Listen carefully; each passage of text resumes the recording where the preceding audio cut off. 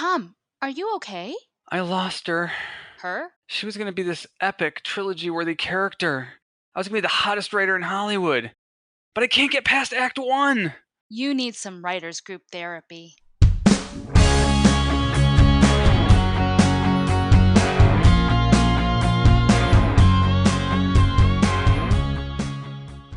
Hello and welcome to Writers Group Therapy. I'm Tom. And I'm Roshni. We're writers helping writers. Are you ready for your session? The doctors are in. And if you like what you hear, make sure you subscribe, share this episode, this whole thing, actually, really, this whole podcast with your friends. You can find us online at writersgrouptherapy.com and also at WG Therapy on Twitter and Instagram individually. I'm Tom_Loveman on Twitter and Tom Loveman on Instagram.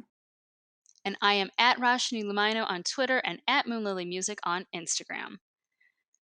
Wow. Happy October. It is that time of year, isn't it? It's the time of year where I watch Hocus Pocus like every single night. Yes. Yeah. And I'm really excited about the Addams Family movie. Oh, the animated one that's coming out. Yeah. Yeah. I'm like, oh my gosh, why did they not animate this sooner, right? Oh, it's perfect. Yeah, it should be really good. Yeah. So that'll be fun. Mm-hmm. Lot of good things. This is coming into Oscar season now, I think, from now till the end of the year. Mm-hmm. So, any good movies lately? Oscar level? Or movies, period. I saw Downton Abbey recently. I'm a big fan of the show, so I went to. Oh, how'd you like that? It was a lovely show. It was like a long episode of the show, but you know, the plot is basically the king and queen are coming to Downton Abbey, so everyone's bustling around for that. But it really kind of filled the gap at the end of the series to kind of tie up all the storylines. It was if you're a fan of the show, it's a really well constructed story to kind of wrap that all up and send off the family into the next, generation as, the world of the lords and ladies kind of changes. So it was, wonderful. Costuming, of course, is beautiful. The filming and everything is really nice. It's definitely a contender. I don't think it's anything that's going to knock out your majors though. Mm-hmm. Is it one of those movies? Because I remember, for example, I watched Sex and the City, and I had never really followed the show, so I was like, "It's okay," but I think if I had followed the show, I would have loved it more. Is the Downton Abbey movie one of those movies where it's like you should have followed the show? Yeah, you definitely would have wanted to see the show to know who all the characters are. There's so many characters in the show. If you went in blind, you don't have enough background on the characters to understand who they are or their relationships and stuff. So you really get dumped into the story, kind of like, here we are again. It's they don't spend any time really rehashing past events. No, it's cool. That's cool. I probably will skip because I never followed the show too much. It was a wonderful show. So if you want to go back, watch the show. And I actually saw Julian Fellows speak at a for-year consideration event a few years ago. There was a screening. Where was that screening? I think it was actually at the TV Academy up in NoHo. And a bunch of the cast were there too. So it was really nice. But he actually, I have to check to see, but he wrote all the episodes. So he really, as a writer, that's kind of rare. Not only did he get a major global phenomena going with his TV show, but he actually wrote all of it himself. Wow. Yeah, because usually most people, I think, turn it over after a season or two. Yeah, or you hire a staff, but the BBC, they work a little differently than American broadcast television. The seasons are shorter, true. They're further apart. They're more self-contained also. They know their beginning and end when they write it versus American TV. Yeah, we're there, they write the first, third or half of the season and start filming, and before, they know it, they're writing the episode that's filming tomorrow kind of thing. Mm-hmm. They don't do that in England, I don't think. Nope, they do not. I actually had a friend who he's done a lot of TV over in England and over here, and I remember him saying that was a big difference between American television and English television because they write it like it's a movie, so they know the whole arc of the story, they know the beginning and the end before they even shoot the first page. Oh, interesting. Yeah. Yeah, which it's like, oh, that makes sense, that's actually a really cool way to write it. So, have you seen So, any Oscar contenders yet? actually went to see Judy Ah, with my husband. It was I never saw the play that it was based on, and I wonder. I mean, it's not really a biopic because it's more the play. That like last.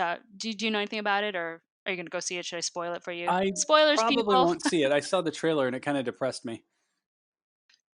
It is sad just because you know the ending, you know what's gonna happen. I would hope people know what's gonna happen, and that the end of her life was not very pretty. Yeah, It was a very sad way for such an amazing star to, end. But the acting was amazing. The story, it's really a slice of life. It's kind of like watching eighth grade or Lady Bird. So there's really not a plot yeah, per se. I also kind of think that they might have gotten a detail wrong. really. Um, yeah, so spoilers if you guys wanna go see the movie, skip over this part real quick. But at the end of the movie, they flash a little thing that says she died 6 months after the events that you see in the movie. But when I looked it up, it said she actually died 3 months after her last marriage, Huh. historically. And she got married, in the movie, like in the last 20 minutes or something. And then they kind of make it seem like she's going on for a few more weeks, but then it says Hmm. she died 6 months after. And I'm like, no, well, actually, according to what I read, she died much sooner than that. So I don't know. I thought that was interesting. I don't A little know. nitpicky, but yeah. It is a little nitpicky. Actually, the only nitpicky thing that was so funny, I think Renee Zellweger did an amazing job. And the only nitpicky thing that I really thought about, some people were like, "Oh my gosh, how come they had her sing instead of dubbing Judy in?" I think it's fine that she sang herself, but I did notice she tended to sing more like a modern singer than how they used to sing Ah, in that era. And it's a very like minor thing, but I mentioned this actually to my husband later. I said, back in that time, it seemed like they would hold the consonant instead of the vowel. And as a singer, you're taught to hold the vowel and then, end on the consonant instead of holding the consonant. It's a very minor thing. sorry, I was holding the consonant, the vowel. Yeah, yeah, haha. Funny, thanks, job. But yeah, it's a minor thing, but it's a stylistic thing, and I noticed it, and I was like, Well, as a I singer, don't you know. would notice that more than most people. I guess. I don't know, but nobody else has commented on it anywhere I've, watched a critique about it. So maybe it's just me. I don't Do you know. think this has been a big year for music biopics? We had what was the last one? Well, a lot of musical kind of things. We had yesterday about the Beatles. There was the what about the light was the one about Bruce Springsteen, the kid who liked Bruce Springsteen's music. Mm. Um, I'm trying to think what else. Those aren't really biopics, though. Those are more like reimaginings of Yeah. using the Well, and music. then we had Rocket Man earlier. Was it? Rocket Yeah. Man. Yeah, So this will be, well, from my count, that's the fourth music heavy themed movie this year. that's true. Yeah. Yeah. I was just gonna say Bohemian Rhapsody, but that was I, last year. I So now I'm almost getting did that too. everything Yeah. merged together. When did Oscar season start again? But yeah, it's interesting. And again, like thinking about trends, what's trending, that's what's in vogue right now, Mm, I right? guess. So, speaking of what's in vogue, Yeah. the landscape of how we consume media really has changed. I know we've talked about it before, but Changing like ton coming up. the streaming services and MoviePass has finally kicked the bucket. RIP MoviePass, Dun, September dun, dun, 2019. dun, dun, dun, dun. It's not completely dead.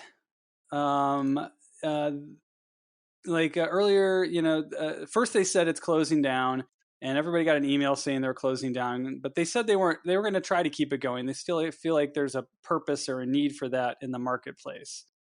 And then a few days after they announced that, the Ted Farnsworth, the chairman and CEO, he stepped down from the company and then put a bid in to buy all the assets. So it seems a little shady to me, like, oh, we're going bankrupt. But then the CEO who got all his money out of the company before he stepped down is going to use that money to buy the assets back and try to bring it back. So I was like, that's kind of weird. You're dead, but you're not.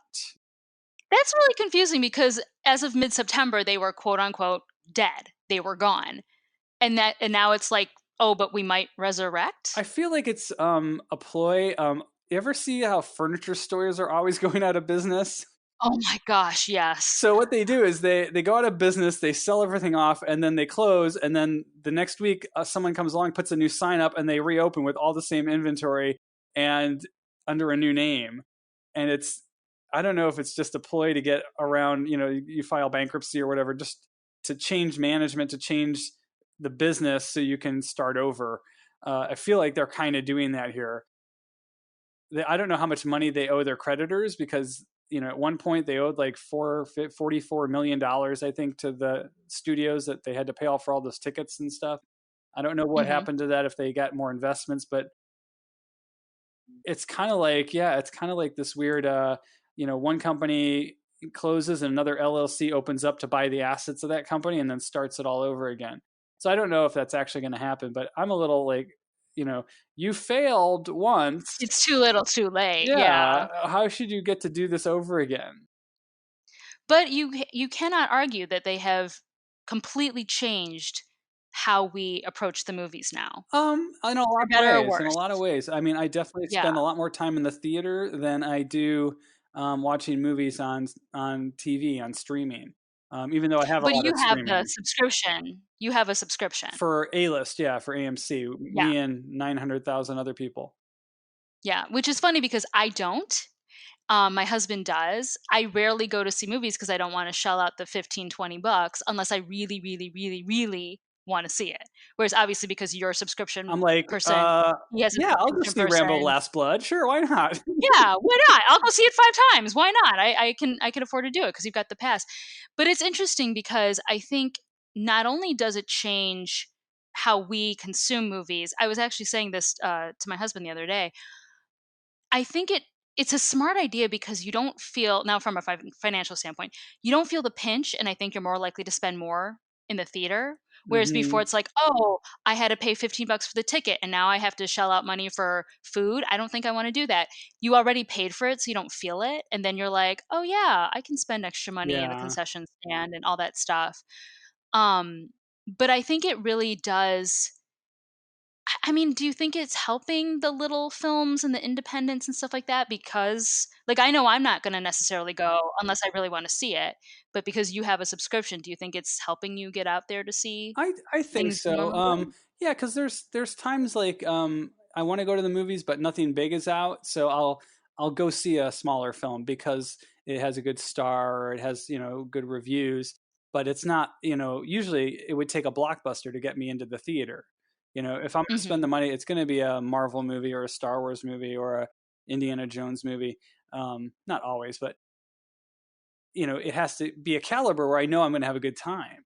But with the mhm. subscription, I want to get in 4 or 5 movies a month to make it, kind of worth my while.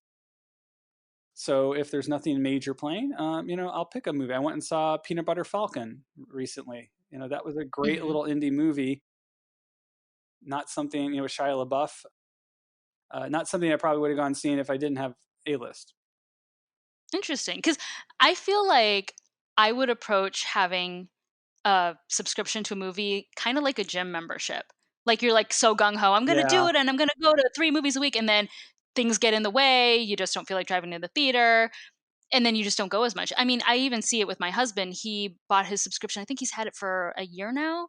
And in the beginning, he was going a lot, but now it's like, oh crap, where's the closest AMC? Oh, it's 20 minutes away. Do I really want to, and then you just kind Hmm. of find reasons not to go, even though it's a great service and you might as well take advantage. Yeah. I don't know. Yeah. So you're doing better with I'm it, I I'm doing think. fine with it. Yeah, in fact, they have a little thing on the app, tells you how much you've saved, and I've had it since August of last year, so over a year now. It says I saved Hmm. about $240. So that's pretty good for my Mm, 20 bucks a month kind of expenditure. wow. I do think movies are more expensive. In fact, today my roommate went with me to see Rambo: Last Blood, and his ticket was like, I want to say 1875 or something. For a It was matinee. a yeah, for a 2 o'clock, 3 o'clock in the afternoon movie. And I was like, so I don't know if Youch. AMC has just jacked up all their ticket prices to encourage people to subscribe or what, but yeah. They don't give you like you have the subscription, your friend gets in for like half off kind of No, they deal? do have a They don't have discount that? Tuesdays or something, but Oh, okay. mind you, everyone who's not in Los Angeles, that's not unusual here, really. That's our ticket prices are pretty much higher than the rest of the world. Yeah, they're getting worse. I remember when I first moved here, a ticket was $10. But like seriously, like they are just getting higher and higher. Yeah, So, oh yeah. my gosh, I can't believe you paid 18 something for Well, a he did. matinee. Wow. Ouch. But you're right. So I heard that Cinemia closed down too, didn't it? That you used to belong to that, didn't you? That was the other kind of competing No. service to I did MoviePass. No. I debated joining Cinemia when the whole movie passing was blowing up, but then I was just so worried they were going to do the same thing where it's like, "Oh, you're restricted, you can only go to these movies at these times." So I just didn't bother. Yeah, it seemed like it was too hard for the independent companies to work with the studios, but the studio or not the studios, the theater owners. And now they all have their own services. Regal has one, Cinemark, Alamo Draft House, that's that like Mhm. dine-in kind of movie theater, and of course AMC. They all have subscription projects now that are, driving people to the theaters and I think selling more food because of it. But here's the interesting thing, which actually brings us to our next topic as well. Because every single theater has its own subscription, just like now with all these a la carte TV things, NBC has their own thing, Disney has its own thing, CBS has its own thing, Netflix has its own thing. And it's now limited just to that channel's programming. First of all, if you only go to AMC and you want to see an independent that isn't there, it's only at, I don't know, ArcLight or something, then you either have to wait or pay the money to go to something like ArcLight. But even with the things like with Disney and all of that, and you have to buy each individual streaming service, it's interesting because a lot of the articles and news programs I've been listening to are saying that all the things on the slates for NBC and Disney and everything, they're nostalgia properties. They're rebooting everything, they're sequeling everything. And it kind of makes me go, oh my gosh, is original programming seriously dead at this point? I get it that they're doing it to, bring people in to watch their streaming services because you're more likely to go, oh, hey, I loved Punky Brewster when I was a kid. But then are you really going to flip around and look for new content at this point? Yeah, I feel like Disney, being kind of the most guarded of the kingdoms that's evolved out of this, is going to be mostly sticking to the IP they own. They're going to be Marvel, Star Wars, the Pixar universe, all those animated features, and it'll be interesting to see what kind of unique originals they come up with. From what I understand, there's not a lot from the articles I've been reading, and this is across the board. This is not just Disney. A lot of the big players, not counting Hulu, not counting Netflix, not like the upstarts, so to speak, the established uh, channels are just doing reboots or sequels Well, the one difference with to very that, little the original. one the one difference to that is going to be Apple TV Plus, because they don't have any backlog of stuff. iTunes was always just everybody else's stuff. So all Hmm. the shows they're coming up with are pretty much all unique, original stories. So that's kind of, I think, going to be their big selling point, is coming up with some really unique things. Versus, yeah, Warner Brothers or Warner Studios, the Warner Brothers, they're going to be pulling in the DC universe and all their TV stuff, from the past. Um, CBS is, banking most of their, you know, streaming service on Star Trek so far. They've got Star Trek Discovery is having its third season coming up next year, and then the new Captain Picard show is going to be coming out in January, I think. So yeah, you're right. They're kind of like, circling the wagons and using what they have to pull people into their service. I felt like CBS did that with Star Trek Discovery. I kind of felt annoyed with that because there were, you had the back catalog of all their other shows, but they didn't have that much new stuff. There wasn't anything original except, I mean, Star Trek's a franchise, but But I mean, even if they did, after you reboot all of your old catalog or sequel all of your old catalog, how much time do you have left for original programming anyway? I guess that's what the networks are for. They're still broadcasting. ABC, CBS, NBC, Fox still have broadcasting. So, Hmm. that I think is still going to continue to be the place where they try out new shows. When you do streaming, you're kind of committing because with streaming, it's not ad based; it's subscription based. So you make a show, you put it out there, see how many people watch it to see if it's worth making again. Because if you keep making it, they'll keep paying their subscription fees. Basically, Hmm. HBO, they're going to have Warner Brothers and HBO. They're together. They're going to be their HBO Max product. They're going to do a prequel to Game of Thrones. And HBO Hmm. knows from experience that when Game of Thrones is out, their subscriber base, skyrockets, for the 2 months that's out. And then after the season ends, boom, it drops. So that's the kind of, churn you have to avoid by keeping, new content coming and content that people will watch. So that's why they churn over the same stuff. So then what does this mean in terms of for writers? Because we're told, know how to write a spec script so you can show people that you can fit into a writer's room that's already established and running. But a lot of times agents, well, maybe not right now, but managers and agents back in the day before this whole WGA thing, they wanted original pilots to sell. So what does that mean for writers? Because we were told to put so much emphasis on the original pilot, but now it seems like we should really get good at writing specs. That's a good point. I don't know. I guess you still have to, produce original material to, if you want to be a writer, to show you can create things from scratch too. I don't know. It's the whole cable industry kind of changed writing with the shorter seasons. 10, 12 Hmm. episodes a season. That changed things how it works. So we all had to get used to that. And then the streaming changed it because the schedule was different. Now it's not just from the fall to the spring. It's summer all the time. There's always new shows coming out. Netflix, they're dumping new shows, dropping new shows constantly. There's no rhyme or reason to it. So it's Hmm. kind of hard as a writer to understand what is the system now. And since we don't currently have agents, not that you or I actually had agents, but writers in general with But right now, it's yeah, kind of a there's not a yeah. lot of guidance there. And I think part of that's probably what part of the fight's about is the agencies and the studios are kind of colluding to kind of figure this all out to their benefit, and the writers are kind of getting squeezed, I think, a little bit. So that's part of the I think the argument. Interesting. I mean, I don't know. I feel like it was funny. I just actually had a conversation with my husband about streaming because I was binge watching all of the new Carmen Sandiego season, and I said, after 2 days of watching it, because they're very short episodes, they're like 22 minutes, no ads. So I blew through it within 2 days, and I was like, "Oh, I'm kind of sad there's nothing else."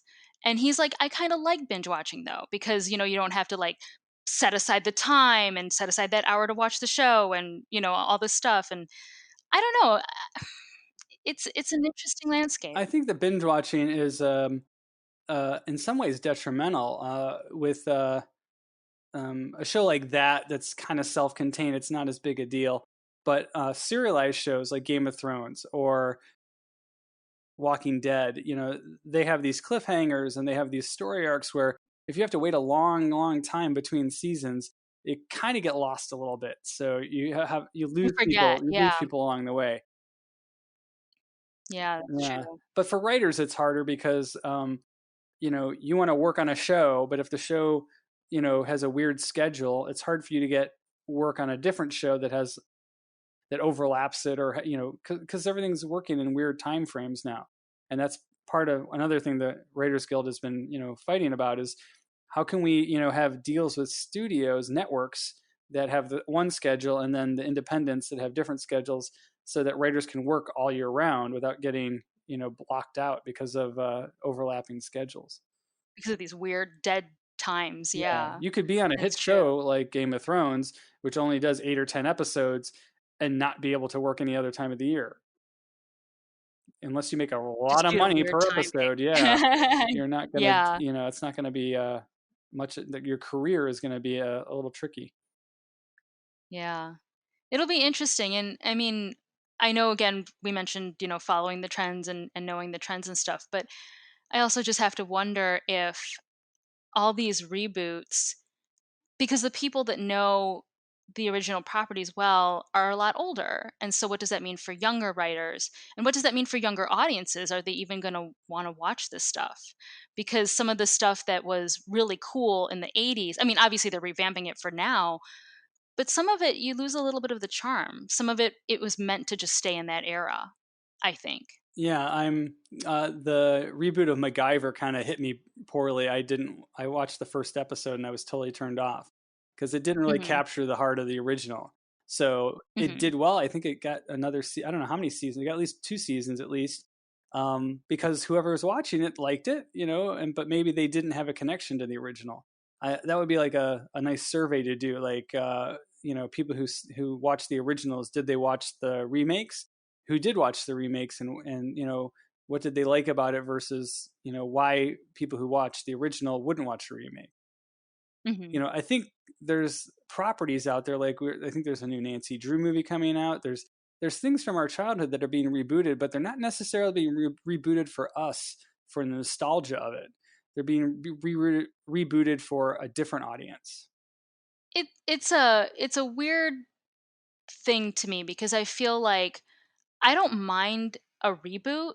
I mind all the glut of reboots. I swear every time I turn around something's been rebooted.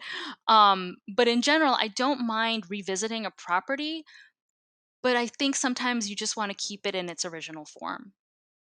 I don't know. There was a reason it worked so well Yeah, back then. it's the old "don't ruin my No, childhood" not thing. necessarily. I think just some things are just good the way they are, and you don't need to retool it because it was perfect the way it was when it came out.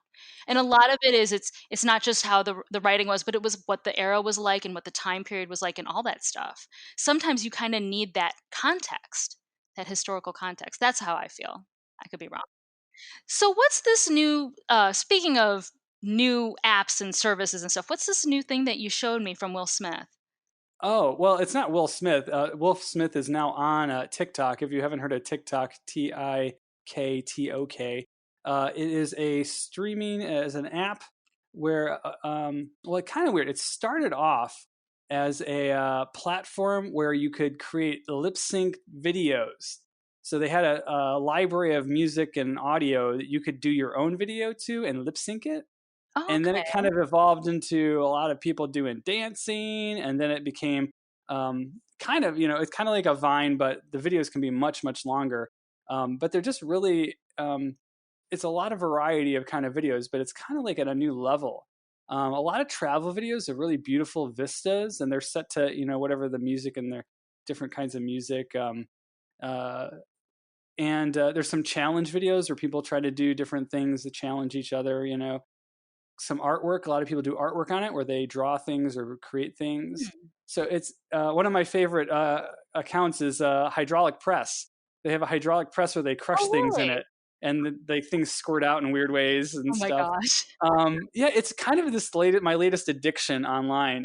Oh my word, that's funny. Yeah, it's a unique kind of platform. It only launched in 2017, and it started in Asia, kind of spread all over. And Will Smith just did his first I don't know what you call it, post on TikTok, his first video. Okay. I I thought you meant he, like, bought it or something, because I know that's happened before where celebrities have bought, Nah, some sort of, website or app or something. no, he's just opened an account, and well, I don't want to say I'm jealous or anything, but he it's funny. This article came out about how he, how TikTok was growing, and actually, it's become a place where people are looking for unfound talent in some ways. So but in the article they mentioned that Will Smith posted his first video, and he has 700,000 fans already. And then 2 days Wow. later, I looked at it 2 days later, and he already was up to 1.2 million. Oh my So gosh. just in literally in 2 days, he added 500,000 people to his following on there, and he only has there's one video I think of the guy who's running the account being Mhm. goofy with his cat, and then one video with Will Smith. So it's You kind go, of Will cute. Smith, that's It's awesome. kind of cute, yeah. Yeah. But the article was interesting because it did talk about how there's celebrities coming out of TikTok. Mhm. Um, there's a dog that's become a celebrity, Jif Palm. Have you heard of Jif Palm? No. It's I mean, I this haven't really adorable. I only heard about this through you, so I'm gonna have to go check it Well, out. he started on Jif Palm started on Instagram, but it's this cute little Oh. dog, and his owners dress him up in cute little costumes and make cute little videos of him. Um, and he actually, I think I saw him on Good Morning America recently, and the owner was there, and they came out with like dolls and plush animals and all kinds of like Aw. the dog has got this huge following where it's it's selling, it's become a celebrity. It's I think it's a nominee for the People Choice Awards or something. Oh, that's So fun. yeah, it's crazy. But there's people on there doing cosplay. There's people on there doing uh, like I said, dancing. Mhm. So it's like a multi-platform. It's not just like, you know how like MySpace is just singing or like hit record is, kind of just film or TV or voiceover. So this is like everything. This is like a Yeah, multi-platform thing. Okay. yeah. Jif Palm, the Pomeranian dog, has almost 20 million followers. So that dog is really famous. I think it's outpaced Grumpy Cat at this point. Oh, well, Grumpy Cat passed away. Well, you're not supposed to tell anyone that because they'll just replace him with another cat. Oh, you are so horrible. Oh my word. You don't think Morris the Nine Lives cat is still alive after all these years, No, do I you? I know he's not. I know he's not, but I'm just saying, you can't replace the original Grumpy Cat. He'll always live on in social media for us, thankfully.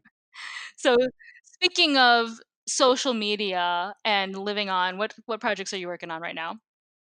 I started writing something new. I can't talk about it yet though, so I'm gonna have to be coy. Yeah, I'm just trying to actually write something for our my. I signed up to present at our one of our writers group meetings, and now I feel like I have to write something. Well, So I good. came up with Set a a good unique example. idea, and ironically, I'll tell you about it later. But it is a reboot. Oh my gosh. Oh my gosh, that's hilarious. What are Oh, you man. doing? You're Well, still working on your podcast. Yeah, we are you're in the midst of it, so we are in production right now. Um, so going in the cool. Congrats. studio, we're gonna record. Thank you. I'm so excited. And I've got some ideas for like a season 2 and like an in between season 1 and season 2 type stuff, and I'm so excited. These actors are super talented and they're all so excited to be on board, and I'm just so excited to work with them. So it should be really good. You haven't set up like a social media or website for it yet? Not yet. I'm waiting on the artwork. So, as of right now, We'll announce we're that when it's yeah. time, I guess. Yeah, it Okay. should be soon. My goal is to launch that probably in November-ish, with the website. Even though, like, you can't listen to anything yet, I just want people to be able to see, like, "Oh, these are the voices um, behind the podcast," and, just so people can kinda see what it's about. But, yeah, a lot of it is contingent on the artwork, and we don't have that yet. Cool. All Yeah. right. Cool. Great. Awesome. Well, that's what we're all up to. Why don't you guys let us know what you're up to at WG Therapy on Twitter or Instagram? Tweet at us. Let us know what's happening. If there's anything in the industry or any writing topics you want us to cover, let us know. Yeah, if you got a cool project or something, let us know. We're always looking for interesting writers and producers to share with us. Yeah. So awesome. Well, this has been Great. fun. We'll see you guys in a month.